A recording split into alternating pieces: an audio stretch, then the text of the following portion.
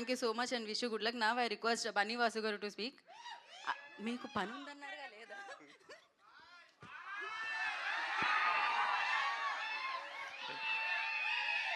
Sunday కదా, కొంచెం బిర్యానీ గట్టిగా తిన్నట్టున్నారు అందరూ ఈరోజు.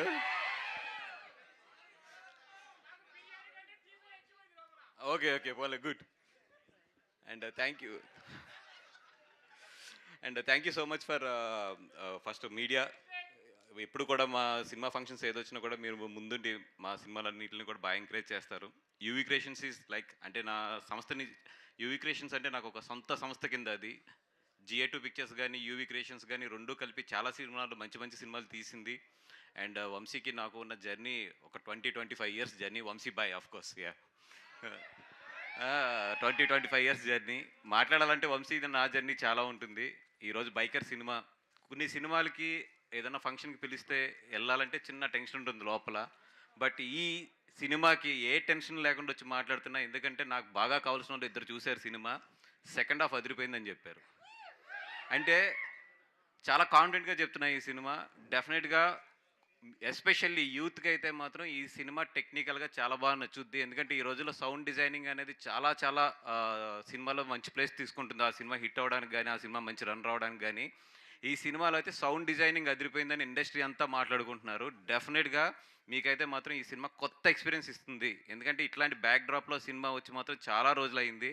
అండ్ అభిలాష్ గారు, మీ గురించి అయితే చాలా గట్టిగా చెప్తున్నారు. అడ్వాన్స్ చెక్ తీసుకొద్దాం అనుకున్నాను, మరి రాజన్న పక్కన ఉన్నాడు కదా కొడతాడని చెప్పి ఆగిపోయాను.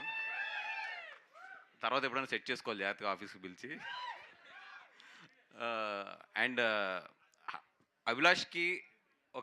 అభిలాష్ రెడ్డి గారికి ఒక మంచి ఇదేంటంటే యూవీ క్రియేషన్స్ లాంటి సంస్థ దొరకడం. బికాస్ ఈ సినిమా కథ కన్నా కూడా ఈ సినిమా టెక్నికాలిటీగా బాగా అర్థం చేసుకోవాలి. మేకింగ్ మీద చాలా ఖర్చు పెట్టవలసి ఉంటుంది. ఇట్లాగా మేకింగ్ నమ్మే సంస్థలో ఈరోజు నిజంగా అందరికన్నా ముందు వంశీబాయ్ ఉంటాడు. ఎందుకంటే వంశీబాయ్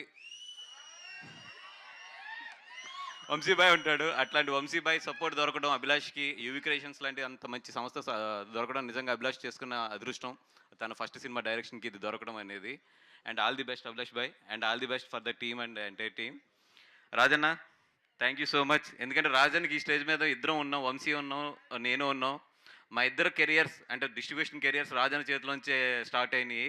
నా దగ్గర 49 రూపాయలు అడ్వాన్స్ తీసుకుని నాకు ఆర్య సినిమా ఇచ్చాడు రాజన్న. ఆఫ్ కోర్స్ వంశీ దగ్గర అయితే కొంచెం ఎక్కువే తీసుకుని ఉంటాడు.